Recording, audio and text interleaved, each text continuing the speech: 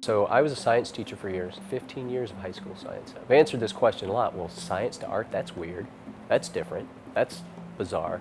But in reality, if you're doing real science, you're being creative. You're solving problems with the scientific method, and you have to be creative to make new science, right? If you're doing art and you're making real art, you're using the scientific method aesthetically. You're thinking aesthetically the same way a scientist thinks, because I'm working on a bowl, for instance, and I make the first bowl and I look at it, and if I can't do anything with it, okay, that bowl's done. But I've learned something because I don't like the aesthetic of that. So there's my hypothesis, right?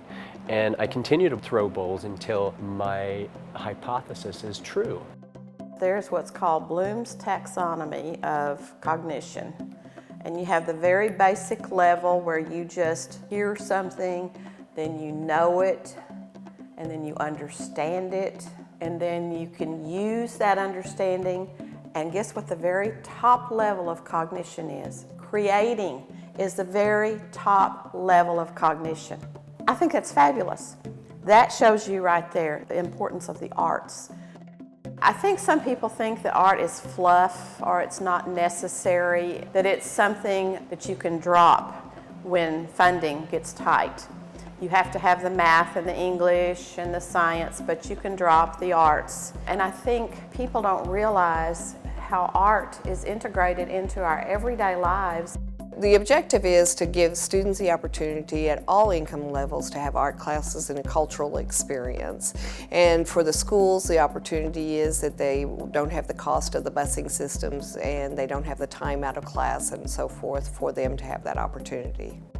Our young children haven't seen someone draw a bird, or haven't been to a ballet, or haven't been to a musical performance. It's a good program because it brings the arts to students that may not have been exposed to it otherwise, and it opens up doors for them. You know, they're able to express themselves, they're able to use it in other areas of their life, or, you know, the teacher can use it in other parts of their education. There's all kinds of benefits to art education.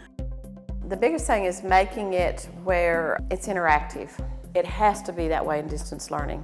Kids know a whole lot more about technology than most people over 40 or 45. You have to teach them where they know. So it has to be live and interactive. They don't want to just sit and be lectured. They want to interact, which I think is wonderful because that's part of the creative process. You're not just feeding them information, you want them to talk back with you and get discussions going, which is creating ideas in itself.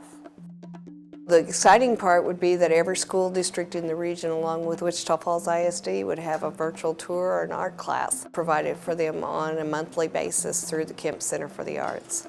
It's incredible what the experiences would be for the children. It's cost effective because we provide the art supplies, we provide the teacher, which most schools already have the equipment. Whether it's in a library or in their own classroom, you can pretty much do it from a laptop. We're able to give that to them in a free program. They don't have to pay for anything. As long as they have the equipment or we have a way of getting the equipment to them, they're able to participate.